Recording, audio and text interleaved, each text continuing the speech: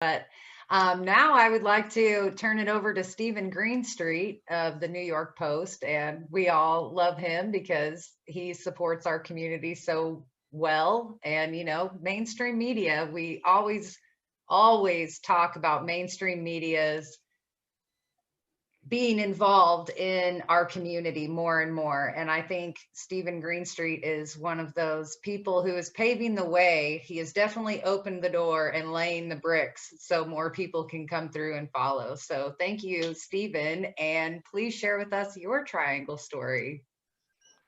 Sure. Thanks for having me. Obviously, it's a pretty cool crowd. um, okay, so just really quick before I get into the triangle story, I'm a investigative journalist. I'm a documentary filmmaker, and 99% of all of what I just said has nothing to do with UFOs. It's not until recently I was approached at the Post, and they said, "Hey, what do you think about doing a video series on UFOs? Do you think you could come up with something?" I was like, "Yeah, I'm pretty sure I can." And so that's what the basement office is. But I haven't like a lot of folks here may have. I haven't spent like years or my life diving into UFOs. I still consider myself a semi-skeptic. I at least approach the subject from a skeptical, try to be objective viewpoint. So I don't consider myself kind of on the inner circle. I'm more like outside looking in and observing everything. But let me jump back to 2003. So in 2003, I was living in and working in Provo, Utah. And on this particular night in November of 2003, I was outside of a sound stage. And are you guys familiar with sound stages? It's when you're making a movie, it's like that big airport hangar looking thing, and they build sets and stuff inside and they film.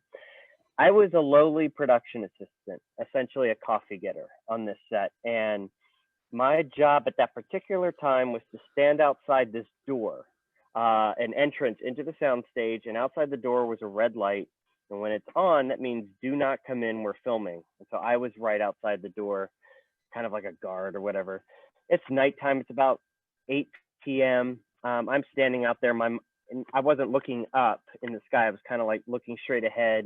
The mountains there were in this direction, so I was looking east. And something caught my eye, and I looked up, and I saw a triangle of blue lights. There was no body. It was just two lines like this. There was nothing in between, just like this, solid black with 6 to 9 bright blue lights on the bottom, moving from south to north. And originally, I had been to an air show before. I had seen a B-2 bomber. So originally in my brain, I'm going, this is a B-2 bomber. Hill Air Force Base is down south. This is a B-2 bomber. And then when it hit the zenith, when it hit directly above me, I kept waiting for the sound of a jet, which is you would hear from something that massive. The size estimate is bigger than a golf ball. If I held at arm's length, the object was bigger than a golf ball, and it made no noise, zero noise. And at the point where I expected, because it also wasn't that high, I estimate maybe 2,000 feet. At the point I expected that audio to hit my ears, my heart started going like this, bum, bum, bum, bum, bum, bum, bum. And I could feel my adrenaline. I was scared. I was like mesmerized and weirded out by how can something so large be right there and not make noise? It must be a balloon. But it wasn't a balloon, because the wind was flying at that point east to west, and it was flying through the wind in a straight line. It wasn't moving, or it's straight line. And so it couldn't have been something light, or it was something solid and large. It made no noise. And I remember the feeling that I described in the aftermath was one of, it felt like a personal moment. Like it felt, in retrospect, it felt like a private moment. And Nick Pope on the show, I did an episode about this. Nick Pope brought up, he said, it's almost as if you were being shown something. you were being shown something. And I was like, that's weird. you know, but that notwithstanding, I do remember my emotions, and my emotions was I was mesmerized, I was confused, I was scared, and I'll never forget it. And it also wasn't a cloud. I mean, when it got directly above me, I could see it more clearly, and just that shape, just two sticks stuck together, black with blue lights on the bottoms. I was like, never seen anything like that before, never since seen something like that. Skinwalker Ranch from where I was is about, I want to say 65 miles to the east. I mean, as the bird flies, just boom, 65 miles there. Area 51, as you know, west, hop, skip, and a jump west of me. Part of my brain still to this day thinks it was something human-made experimental aircraft. There are Air Force bases in the area. There are testing grounds in the area, but it's that emotion that keeps me from fully believing that it was something human.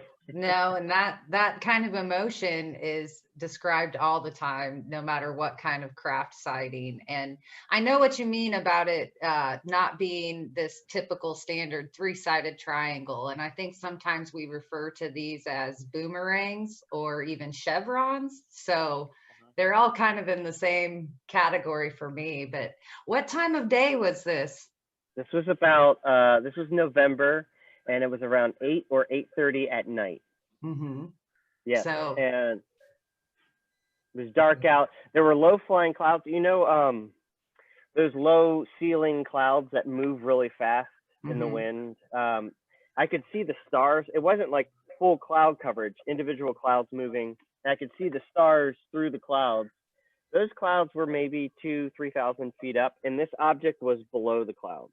yeah. So I didn't view it through the clouds. I saw it under the clouds. Wow. So I saw it pretty clear when it got over me. And I remember the red light that I was guarding, it went off, and that snapped me out of it. And I went back inside where the whole film crew is. They're resetting and they're doing audio and makeup. And I'm like, guys, I think I just saw a UFO. And the whole film set was like, what? I was like, no, seriously, I think I just saw a UFO. And everyone just kind of dismissed it because, they hadn't seen it. They were in their own world or whatever. And I kind of semi-compartmentalized the sighting itself really until, and I told some close friends about it, but really until Nick and I had that sit down and we discussed it. And Nick was able to like bring out of me more kind of like emotional analysis of it. Wow. Yeah. Were you aware of the Phoenix Light story or UFOs at that time? Because you've interviewed Lynn Katai. So what did I have? When you interviewed Lynn, did it ring a bell with you when she started talking about what they were seeing there? Okay, so in 2003, at the point of my sighting, no, I wasn't familiar with the Phoenix Lights. I wasn't familiar with Lynn. I wasn't familiar with much of beyond watching the X-Files when I was a kid. I wasn't really deep into UFOs. I wasn't really familiar. Yes, the Phoenix Lights, some of the lights out of the light structures, at least in Illinois. I actually saw some footage of out of Brazil. I think it was last year, night footage of a triangle where it wasn't a delta shape. It looked like this. That I was like, oh wow, like okay, so I wasn't the only one to see something like this. I didn't have some unique experience. Like this seems to be a common craft that has been seen. Did that make you feel better once you found similarities? I found comfort in it after I started finding similars to my first one. Sure. It validates your sighting a little bit. While at the same time, if you are someone like me who wants to be open to the fact that it could be a human-made craft, then it also could lead credence to that it, more people are seeing this craft in the sky. But again, at the end of the day, physics working the way physics and math works, it should have made noise. There is absolutely no way something that large, that sturdy, could fly against the wind and not fall out of the sky without making enough noise, at least with the technology we are familiar with to this date. Absolutely. Wow. That's a good summary of a sight. And it's an impressive first sighting, I would say, as well. And they do stick with you.